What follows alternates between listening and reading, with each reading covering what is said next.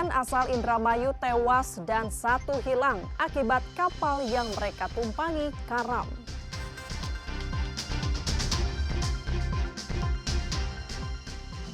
Puluhan rumah di Pantura Subang rusak akibat diterpa angin puting beliung.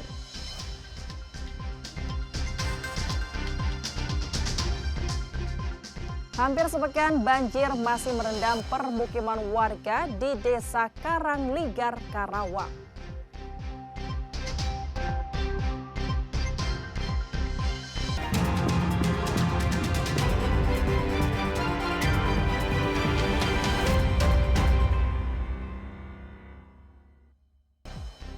Selamat pagi saudara, selain ketiga informasi utama tadi, kami masih memiliki informasi menarik lainnya. Saya Ninda Destiani akan menemani Anda dengan berita independen terpercaya. Kita simak Kompas Jabar selengkapnya.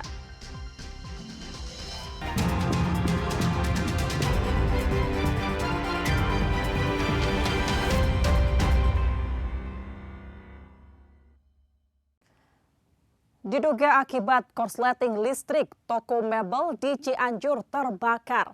Api baru bisa dipadamkan setelah 1 jam proses pemadaman oleh petugas pemadam kebakaran.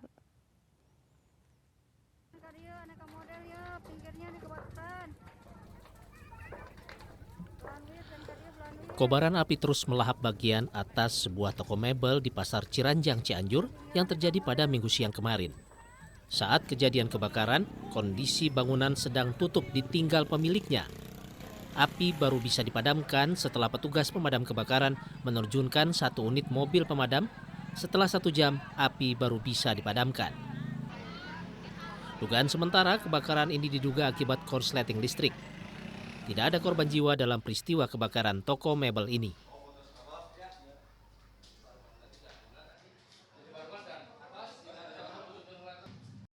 Kejadiannya kita terima laporan itu sekitar jam 1.25 lah, setengah 2, hampir setengah 2. Kita terima laporan dan kita langsung terjun ke lapangan dengan 1 unit diturunkan 7 anggota. Akhirnya kita minta bantuan untuk 1 unit kembali datang. Diperkirakan ini dari listrik.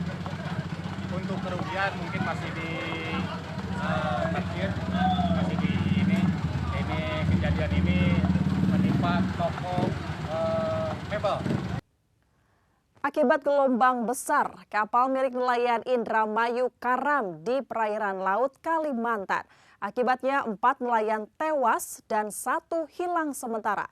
6 anak buah kapal selamat.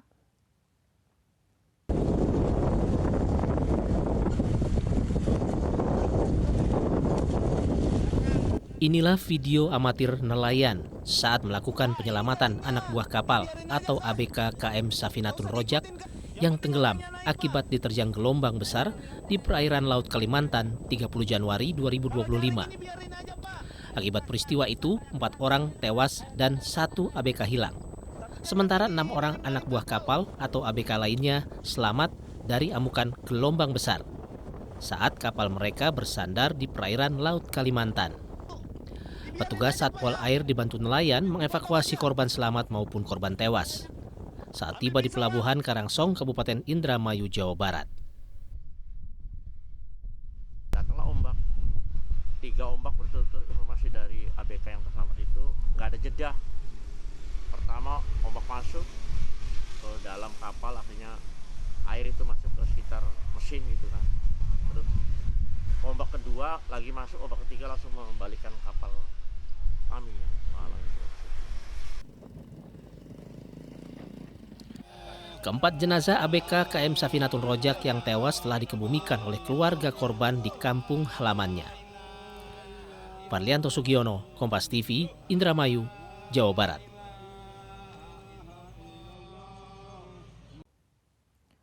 Puluhan rumah di Pantura Subang rusak akibat diterpa angin puting beliung. 2 rumah warga di antaranya roboh.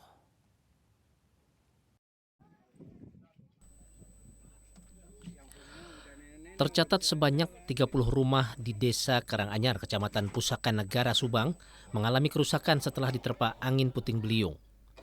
Peristiwa angin puting beliung terjadi pada Sabtu dini hari Minggu kemarin. Menyebabkan kerusakan bervariasi, mulai dari kerusakan ringan hingga 2 unit rumah mengalami rusak berat. Saat ini warga bersama petugas BPBD, polisi, dan TNI masih melakukan pembersihan dan memperbaiki bagian bangunan yang mengalami kerusakan.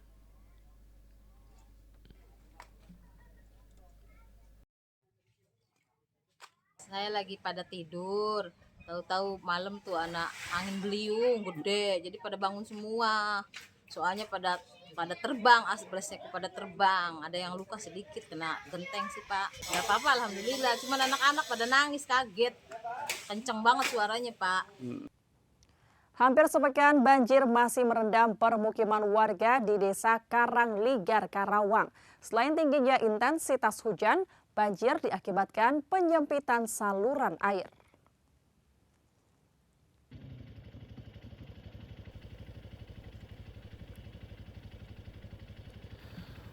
Memasuki hari kelima, banjir merendam akses jalan dan pemukiman warga Desa Karangligar belum juga surut sehingga aktivitas warga masih terganggu. Berdasarkan data pemerintah Desa Karangligar, ada 60 rumah yang masih terendam banjir dengan total jiwa terdampak mencapai 109 jiwa. Para korban banjir sebagian mengungsi ke tempat ibadah seperti musola dan sebagian memilih bertahan di rumah meski kondisi rumah terendam banjir. Selain intensitas curah hujan yang tinggi, beberapa penyebab banjir yang tak kunjung surut diantaranya terjadinya penyempitan di saluran air karena terhalang oleh pondasi pagar perumahan mewah. Ini penyebab akibat derasnya air hujan, air dari kiriman dari kawasan. Ada kawasan juga? Iya. Kawasan apa Pak ini? Ya paling sebelah kawasan seperti KIC atau apa di situ. Oh, di kawasan Nggak tahu industri. situnya. Nah ini kan sudah bertahan 10 hari. Gimana Pak ketersediaan bahan makanan? Kalau bahan makanan kurang sembako. Sembako ya? Iya, Apa aja yang sih paling Pak? dibutuhkan itu sembako. Untuk memenuhi kebutuhan makan dan minum selama di pengungsian, warga membangun dapur umum secara swadaya dan mendapat suplai bahan makanan dari Pemda Karawang melalui BPBD dan Dinas Sosial. Adi Wahadi, Kompas TV, Karawang, Jawa Barat. Seorang guru di Sukabumi berjalan 11 km ke sekolah. Perjuangan ini telah dilakukan selama 14 tahun. Informasi selengkapnya akan kami hadirkan usai jeda. Tetaplah di Kompas Jabar.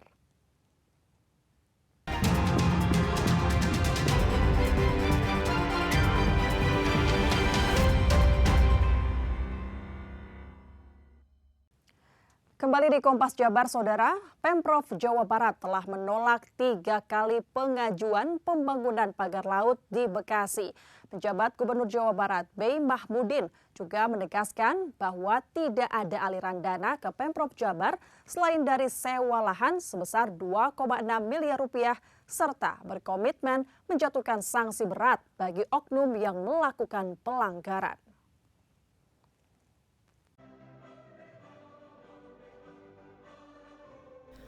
PJ Gubernur Jawa Barat Bey Mahmudin mengungkapkan bahwa Pemprov Jabar telah menolak sebanyak 3 kali pengajuan persetujuan kesesuaian kegiatan pemanfaatan ruang laut dari PT Tunas Ruang Pelabuhan Nusantara, perusahaan yang berencana membangun pagar laut di Bekasi. Bey menjelaskan bahwa PT TRPN telah mengajukan PKK PRL sebelum Undang-Undang Cipta Kerja diundangkan pada tahun 2020. Namun Pemprov Jabar menolak pengajuan tersebut karena tidak sesuai dengan peraturan rencana tata ruang wilayah. Bey juga menegaskan bahwa PT TRPN tidak mendapatkan rekomendasi untuk penertiban PKK PRL. Ia pun heran jika perusahaan tersebut dapat memiliki sertifikat untuk ruang laut. Karena sejauh yang ia ketahui, PT TRPN dan Pemprov Jabar hanya memiliki perjanjian kerjasama terkait pengelolaan lahan darat di wilayah tersebut. Lebih lanjut, Bey menekankan bahwa tidak ada aliran dana ke Pemprov Jabar selain transaksi sewa lahan milik Pemprov yang dikelola. Ia juga menegaskan jika terdapat oknum yang terlibat dalam penerimaan dana di luar ketentuan, maka ia berkomitmen untuk menjatuhkan sanksi berat bahkan hingga pemecatan. Bey menegaskan bahwa Pemprov Jabar hanya menerima aliran dana dari transaksi sewa menyewa lahan milik Pemprov yang dikelola.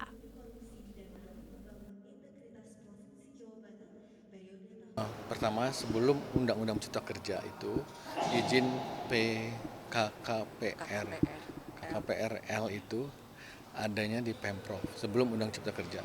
Setelah Undang-Undang Cipta Kerja itu tetap perlu rekomendasi dari Pemprov dan kami telah menolak 3 kali dan itu sudah dilaporkan ke Kementerian Kelautan. Kenapa ditolak? Karena antara lain tidak sesuai dengan RT RW juga itu. Jadi kami sudah tegas-tegas menolak dan sudah dilaporkan kepada Kementerian Kelautan dan yang bisa menindak adalah Kementerian Kelautan untuk hal itu. Jadi ada yang bangunan kan kami sudah ke lapangan ya Bu, itu Pemprov dengan KKP. Hari ini juga ada Kementerian sekarang juga Pak Menteri LH ke lapangan. Tapi sebelum rame-rame itu juga kami Pemprov dalam hal ini DKP sudah ke lokasi dengan KKP. Hampir 14 tahun seorang guru honorer di Sukabumi harus berjalan kaki sejauh belasan kilometer untuk menuju ke sekolah tempatnya mengajar. Meski jarak yang jauh tak menyurutkan Empan Sopandi untuk berjuang mencerdaskan anak bangsa.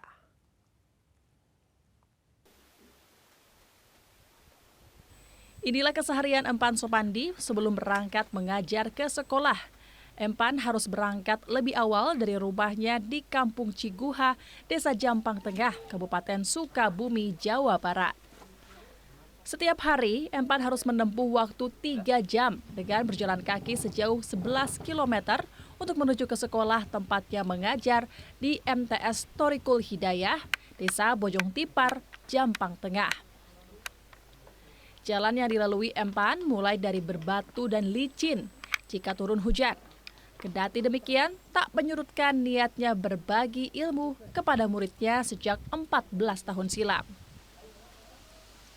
Semuanya dilakukan agar bisa datang tepat waktu untuk mengajar.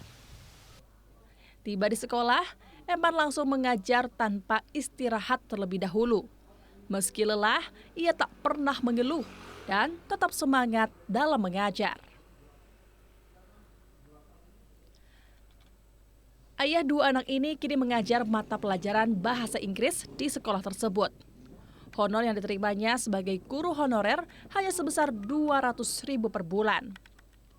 Jumlah itu tentu jauh dari kata cukup untuk memenuhi kehidupan keluarganya. Meski demikian, ia tetap bersyukur dan berusaha mengelola uang tersebut sebaik mungkin.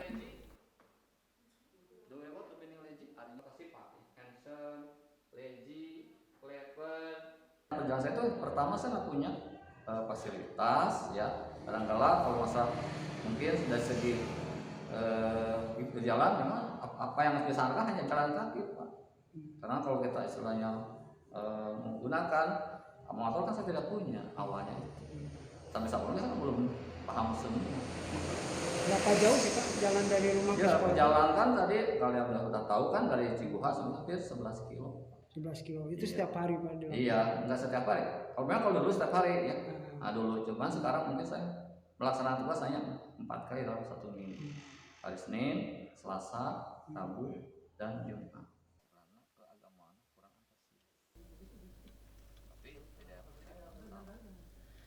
Empan berharap ada bantuan pemerintah untuk memperjuangkan hak guru honorer. Andris Muhtar, Kompas TV, Sukabumi, Jawa Barat. Usai jeda kami masih memiliki informasi menarik dari dunia olahraga. Tetaplah di Kompas Jabar.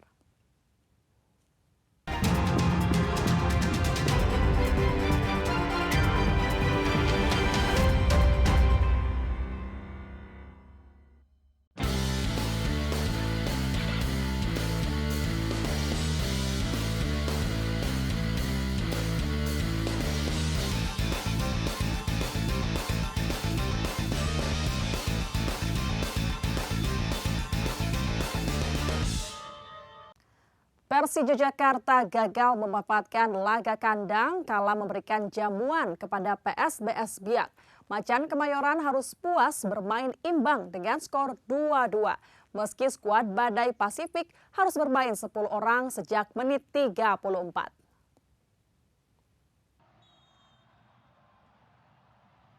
Bertekad menipiskan jarak poin dengan sang pemuncak klasemen Persib Bandung, Persija Jakarta langsung menekan kala kedatangan PSBS Biak di Stadion Patriot.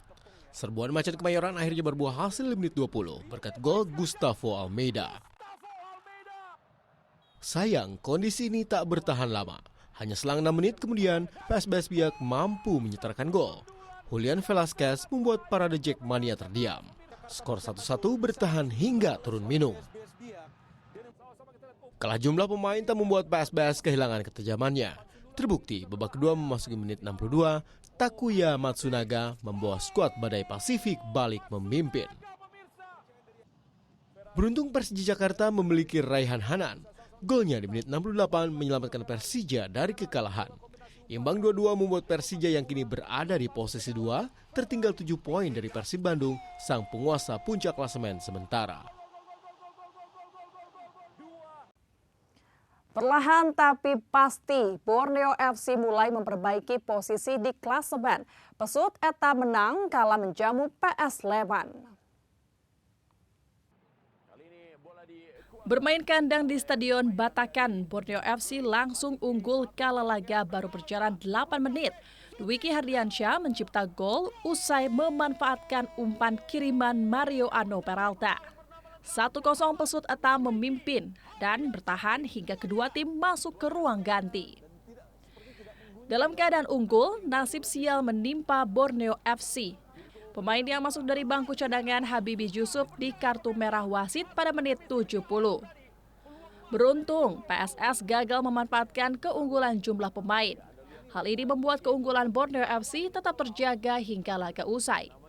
Kemenangan ini mengantarkan Borneo FC terkatrol ke peringkat 8 dengan mengumpulkan 32 poin.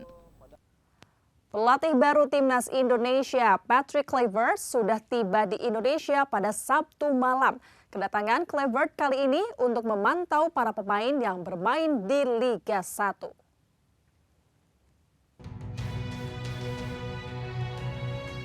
Pelatih Timnas Indonesia Patrick Kluivert terpantau sudah berada di Jakarta pada Sabtu malam. Usai tiba di bandara, Kluivert langsung memasuki sebuah mobil. Selain Kluivert, Denny Lanzat dan Alex Pastur juga memposting saat kedatangan mereka di Jakarta. Kedatangan Patrick Kluivert bersama asisten pelatihnya, Denny Lanzat, Pastur dan Vandenberg, merupakan langkah lanjutan dari sebagai persiapan Timnas Indonesia jelang kualifikasi Piala Dunia 2026. Ketua Umum PSSI Erick Thohir bilang, kedatangan Kluivert kembali ke Indonesia di awal Februari untuk memantau pemain lokal yang merumput di Liga 1.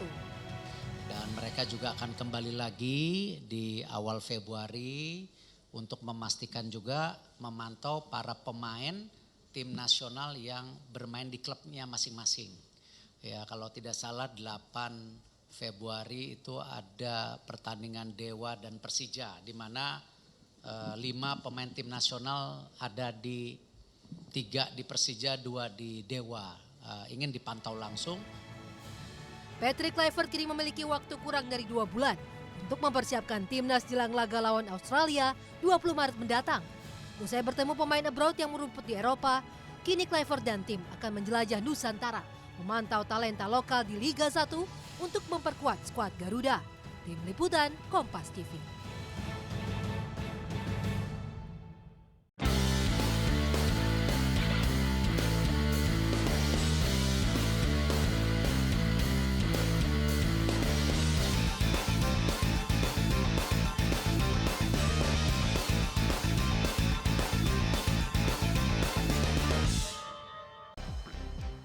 Saudara, dengan berakhirnya informasi tadi sekaligus mengakhiri Kompas Jabar episode hari ini. Saya Ninda Destiani beserta kru yang bertugas mengucapkan terima kasih dan sampai jumpa.